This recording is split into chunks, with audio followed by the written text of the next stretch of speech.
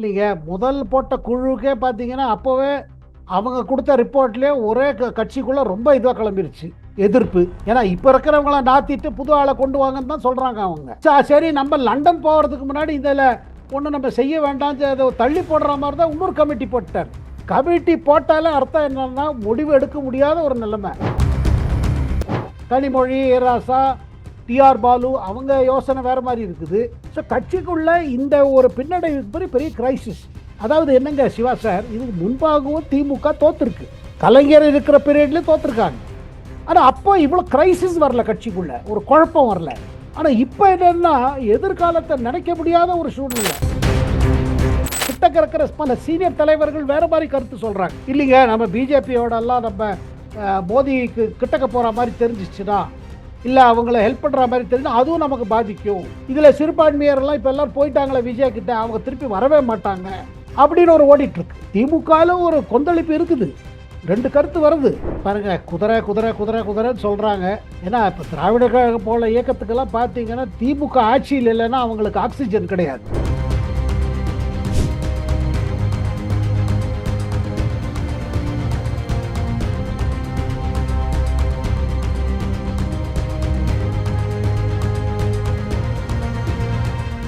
Real one உறவுகளே, நடுநிலையோடு பொறுப்புடன் செய்திகளை வழங்கி பல லட்சக்கணக்கான மக்களின் நம்பிக்கையை பெற்ற நமது சேனல் வளர்ச்சிக்கு உங்கள் ஆதரவு தேவை. இந்த ஊடக பயணம் தொடர்ந்து வலுப்பெற திரையில் தெரியும் QR கோட் ஸ்கேன் செய்தோ அல்லது டிஸ்கிரிப்ஷனில் உள்ள வங்கி விவரங்கள் மூலம் உங்களால் முடிந்த அளவு சப்போர்ட் செய்யுங்கள். உங்கள் ஒவ்வொரு ஆதரவும் நமது குரலை இன்னும் பல லட்சம் பேரிடம் கொண்டு செல்ல உதவும். ரியல் ஒன் நண்பர்கள், உறவுகள் அனைவருக்கும் வணக்கம். இன்று நம்மோடு இருப்பவர் மூத்த பத்திரிகையாளர் டெல்லி சேகர் ஐயர் அவர்கள். வணக்கம் சார். வணக்கம் சிவா சார். வணக்கம் சார். இப்போ திமுக பொறுத்த வரைக்கும் கட்சி மறுசீரமைப்பு குழு அப்படின்னு சொல்லி ஒரு டீமை வந்து ஃபார்ம் பண்ணியிருக்காங்க. லண்டன் செல்வதற்கு முந்தைய நிலையில ஸ்டாலின் அவர்கள் அந்த டீம் கூட ஆலோசிச்சுட்டு சென்றிருக்காங்க. இந்த கட்சி மறுசீரமைப்பு குழு எப்படி சார் பாக்குறீங்க? அதாவது ஒரு தேர்தலில் தோல்வி கண்ட உடனேயே திமுக பொறுத்த வரைக்கும் தேர்தல் தோல்விக்கான ஒரு டீமை ஃபார்ம் பண்ணி அனுப்பிச்சு வச்சாங்க. அவங்க ரிப்போர்ட்டை கொடுத்தாங்க. இப்ப கட்சியில வந்து மறுசீரமைப்பு அப்படின்னு சொல்லி ஒரு குழுவை ஃபார்ம் பண்ணியிருக்காங்க. அது வந்து அடுத்து ஆலோசனைகள் கொடுக்க போது. இதை எப்படி சார் பாக்குறீங்க? இல்லைங்க, முதல் போட்ட குழுக்கே பார்த்தீங்கன்னா அப்போவே அவங்க கொடுத்த ரிப்போர்ட்லயே ஒரே கட்சிக்குள்ள ரொம்ப இதுவா கிளம்பிருச்சு, எதிர்ப்பு. ஏன்னா இப்ப இருக்கிறவங்கள நாத்திட்டு புது ஆளை கொண்டு வாங்கன்னு தான் சொல்றாங்க அவங்க. சரி நம்ம லண்டன் போறதுக்கு முன்னாடி இதுல ஒண்ணு நம்ம செய்ய வேண்டாம் அதை தள்ளி போடுற மாதிரி தான் இன்னொரு கமிட்டி போட்டார். கமிட்டி போட்டாலே அர்த்தம் என்னன்னா முடிவு எடுக்க முடியாத ஒரு நிலைமை. ஏன்னா பாருங்க, அவரே தோத்துட்டாரு, கொளத்தூர்ல அவரே தோத்தது. அந்த ஷாக்கே அவருக்கு இன்னும் அவர் ரிகவர் பண்ணல அவர். அதனால்தான் பாருங்க, இந்த இடைக்கால தேர்தலை நீங்க எப்படியாவது அவைக்கு வந்துருன்னு நேரு போல தலைவர்கள் சொன்னாங்க. அவர் அதை எடுத்துன மாதிரி தெரியல. அது ஏன்னா ரிஸ்க் இருக்குது. அந்த ரிஸ்க் மீண்டும் நின்று மீண்டும் தோத்தா அது இன்னும் மோசமா போயிடும். அப்படி இருக்கும் பொழுது கட்சியில வந்து பல கருத்துக்கள் இருக்குது. ஏன் தோத்தோங்கிறது எல்லாருக்கும் தெரியுது. பட் அதை மாத்தி அமைக்கணும்னு போனாங்கன்னா இன்னும் எதிர்ப்பு கிளம்பும், மாவட்ட லெவல்ல இருக்கட்டும், எந்த லெவல்ல இருந்தாலும். ஸோ இப்போ வந்து ஒரு விதத்துல பாத்தீங்கன்னா ஸ்டாலின் விரும்பினா கூட ஒரு மாற்றங்கள் கொண்டு வர முடியாத நிலைமை. இதுல வந்து பாத்தீங்கன்னா யங்ஸ்டர்ஸ் வித் சீனியர்ஸ், உதயநிதி ஒரு விரும்புவாரு இப்படி மாத்தணும், இப்படி இந்த ஆளெல்லாம் புதுவா. ஏன்னா அவருக்கு முன்னாடியே அவருக்கு தெரியும் இந்த சீனியர்ஸால் தான் நமக்கு இது பிரச்சனையே வந்ததுன்னு அவர் சொல்றாரு. இதுல கனிமொழிக்கு ஒரு மாதிரி யோசிக்கிறாங்க. கனிமொழி, ஏராசா, டிஆர் பாலு அவங்க யோசனை வேற மாதிரி இருக்குது. ஸோ கட்சிக்குள்ள இந்த ஒரு பின்னடைவுக்கு பெரிய கிரைசிஸ். அதாவது என்னங்க சிவா சார், இதுக்கு முன்பாகவும் திமுக தோத்துருக்கு, கலைஞர் இருக்கிற பீரியட்லயும் தோத்துருக்காங்க. ஆனா அப்போ இவ்வளவு கிரைசிஸ் வரல, கட்சிக்குள்ள ஒரு குழப்பம் வரல. ஆனா இப்ப என்னன்னா எதிர்காலத்தை நினைக்க முடியாத ஒரு சூழ்நிலை. சார், இப்போ திமுக பொறுத்த வரைக்கும் ஆட்சியில இருக்கும் போது ஆளுநருக்கு எதிரான ஒரு நிலைப்பாட்டுல தான் திமுக செயல்பட்டாங்க. ஆனா இப்ப வந்து பாத்தீங்க அப்படின்னா தமிழ்நாட்டுல குதிரை பேரம் நடைபெறுகிறது அப்படின்னு சொல்லி திமுக ஆளுநர் அவர்களிடத்துல புகார் கொடுத்திருக்காங்க. நீங்க சட்ட ரீதியான நடவடிக்கை எடுக்கிறோம் அப்படிங்கிற நிலையில புகார் கொடுக்கப்பட்டிருக்கு. இதை எப்படி சார் பாக்குறீங்க? இப்ப விஜய் அரசை எதிர்த்து போனோம்னா எங்கேயாவது போனோம் இல்ல. இப்ப ஆளுநர் தேவையே இவங்களுக்கு. முதல்ல ஆளுநர் பதவியே நாத்தணும்னு சொன்னாங்க. ஆட்டுக்கு தாடி நாட்டுக்கு கவர்னர் அப்படிங்கிற விமர்சனம் எல்லாம் முன் வச்சாங்க ரொம்ப. ஆனா இப்ப இருக்கிற நிலைமையில அதனால்தான் திமுக இந்த இதுவும் ஓடிட்டு இருக்கு. பாஜக மத்திய அரசு, மத்திய ஆட்சியில் இருக்கும் பொழுது அவங்களோட நம்ம எப்படி உறவு வச்சுக்கணும், நம்ம யாராவது ஒரு மறைமுகமாக மோடி அரசு ஏதாவது ஒரு சட்டம் கொண்டு வந்து அது சப்போர்ட் பண்ணலாமா வேண்டாமா? அதுலேயும் பாருங்க 2 கருத்து வருதுன்னு நான் கேள்விப்படுறேன் இங்கே டெல்லியில். ஒரு கருத்து வந்து டிஆர் பாலு, நம்ம ஏ ராசா, கனிமொழி அவங்கெல்லாம் யோசிக்கிறது என்னன்னா, இல்லை நமக்கு இனிமே பிஜேபி சும்மா எதிர்ப்பது பிரயோஜனம் இல்லை, மோடி அரசை எதிர்க்கிறது சும்மாவாது எதிர்க்கிறதால எதிர்த்து பிரயோஜனம் இல்லை, அதுக்காக கூட்டணி அதெல்லாம் இல்லை.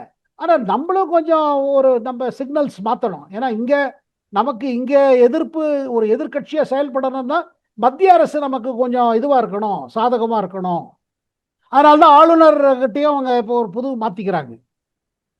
ஆனால் அதே நேரத்தில் ஸ்டாலினுக்கு கிட்டக்க இருக்கிற பல சீனியர் தலைவர்கள் வேற மாதிரி கருத்து சொல்றாங்க. இல்லைங்க நம்ம பிஜேபியோட எல்லாம் நம்ம மோடிக்கு கிட்டக்க போற மாதிரி தெரிஞ்சிச்சுன்னா, இல்லை அவங்கள ஹெல்ப் பண்ற மாதிரி தெரிஞ்சா அதுவும் நமக்கு பாதிக்கும். இதுல சிறுபான்மையரெல்லாம் இப்ப எல்லாரும் போயிட்டாங்களே விஜய் கிட்ட, அவங்க திருப்பி வரவே மாட்டாங்க அப்படின்னு ஒரு ஓடிட்டு இருக்கு. திமுகல ஒரு கொந்தளிப்பு இருக்குது, 2 கருத்து வருது. சார், இப்படியான சூழ்நிலையில தான் திராவிடர் கழக தலைவர் கி வீரமணி அவர்களை பொறுத்த வரைக்கும் தமிழ்நாட்டுல ஆட்டு சந்தையை பார்த்திருக்கோம், மாட்டு சந்தையை பார்த்திருக்கோம். ஆனா இப்போ வந்து பாத்தீங்கன்னா அரேபிய பாணி குதிரை சந்தை தமிழ்நாட்டுல நடந்துகிட்டு இருக்கு அப்படிங்கிற விமர்சனத்தை முன்வைக்கிறாங்க. இதை எப்படி சார் பாக்குறீங்க? அரேபிய பாணி குதிரை சந்தை பாருங்க, குதிரை குதிரை குதிரை குதிரைன்னு சொல்றாங்க. ஏன்னா இப்போ திராவிட கழகம் போல இயக்கத்துக்கெல்லாம் பார்த்தீங்கன்னா திமுக ஆட்சியில் இல்லைன்னா அவங்களுக்கு ஆக்சிஜன் கிடையாது. அது சொந்த நிலைமையை காமிக்கிறது. அவங்க ஒரு தவிப்பில் இருக்காங்க. திமுகவோ ஒரு அரசியல் கட்சி, இது ஒரு இயக்கம். ஆனால் இந்த இயக்கத்துக்கு திமுகவோட ஆதரவு தேவை. அது எந்த மாதிரி ஆதரவுனா ஆட்சி இருக்கிற ஆதரவு வேணும். அப்புறம் அதே நேரத்தில் விஜயும் பெரியார ரொம்ப ரொம்ப இம்பார்ட்டன்ஸ் கொடுக்குறாரு. விஜய் பெரியாருக்கு மரியாதை கொடுத்து இது பண்றாரு. இப்ப அப்படி இருக்கும்பொழுது திராவிடர் கழகத்துக்குள்ளேயே ஒரு பிரச்சனை வருது இல்ல, போப்போ என்ன ஆக போகுது? இப்ப தமிழ் வெற்றி கழகத்திலயும் பெரியாருக்கு ரொம்ப மரியாதை இருக்குது, அவரோட கொள்கைகள் எல்லாம் முழுமையா கடைபிடிப்போன்னு இவர் சொல்லியிருக்கார் விஜய். அதே நேரம் தெய்வ பக்தி தவிர்த்து மற்ற எல்லாத்திலையும் நாங்க அதை ஏத்துக்கிறோம் சொல்றாங்க. தெய்வ பக்தி மேட்டர்ல எங்களுக்கு தெய்வ பக்தி உண்டு, தெய்வத்து மேல நம்பிக்கை உண்டு, அது விஜய் பல இதுல பேசியிருக்காரு. ஸோ வீரமணி போல தலைவர் பாரு, அவங்களும் அவருக்கு வயசாயிடுச்சுங்க, இத்தனை நாளா சீனியரா இருந்திருக்காரு. அவரை பார்க்குறாரு, என்ன இப்படி ஒரு திமுக இப்படி டவுன் ஆயிடுச்சு, இதில் நாம் என்ன செய்வது, இயக்கம் என்ன பண்ண முடியும்? அப்புறம் திமுகக்குள்ள 2 கருத்து வரதையும் அவரும் புரிஞ்சுக்கிறாருல்ல. புதுச்சேரியில காங்கிரஸ் கட்சி தோல்வி கண்டதற்கான காரணமே திமுக செய்த துரோகம் தான் அப்படின்னு சொல்லி நாராயணசாமி தெரிவிச்சிருக்காங்க. குறிப்பாக வெற்றி பெற முடியாத தொகுதிகளை எங்களுடைய தலையில திமுக கட்டி விட்டது அப்படிங்கிற விமர்சனங்களை முன் வச்சிருக்காங்க. இதை எப்படி சார் பாக்குறீங்க? அதாவது இந்த மாதிரி சொல்லி சொல்லி சொல்லி ராகுல் காந்தியை குஷிப்படுத்துறதுக்கு சொல்றாங்க. ஏன்னா முதல்ல ஒப்பந்தம் போட்டு எல்லாம் ஆன போது இப்போ நாராயணசுவாமி எல்லாம் ஒரு டயத்துல சோனியா காந்திக்கெல்லாம் ரொம்ப நெருக்கமா நெருங்கிய இவராக இருந்தாங்க. இப்போ இந்த மாதிரி ஒரு இது ஏற்பட்ட பிறகு நாராயணசுவாமிக்கு இப்போ எப்போ மத்திய காங்கிரஸ் தலைமை ஒரு முடிவு வந்துருச்சோ, விஜயோட இருக்க போறாங்க, திமுகவோட இப்போதைக்கு சேர மாட்டாங்க. இப்போ நம்மளும் இந்த மாதிரி சொல்லலைன்னா நமக்கு என்ன, அப்புறம் நமக்கும் ஆபத்தாயிடும்ல. பல்வேறு முக்கியமான தகவல்கள் செய்திகளை நம்முடைய உறவுகளுடன் பகிர்ந்து கொண்டதற்கு நன்றி சார். நன்றி சிவா சார், நன்றி, வணக்கம். உங்கள் பிசினஸ் இன்னும் அதிக மக்களை சென்றடைய வேண்டுமா? இன்றைய டிஜிட்டல் உலகில் சரியான ப்ரமோஷன் தான் வெற்றியின் முதல் படி. தமிழகம் முழுவதும் பல லட்சக்கணக்கான பார்வையாளர்களை தினமும் சென்றடையும் ரியல் ஒன் யூடியூப் சேனல்களில் உங்கள் பிசினஸ் இனி எல்லோரும் அறியட்டும். குறைந்த செலவில் அதிக ரீச். உங்கள் பிராண்டுக்கு நம்பிக்கையும் வளர்ச்சியும் சேர்க்க இன்றே எங்களை தொடர்பு கொள்ளுங்கள். 9280087164.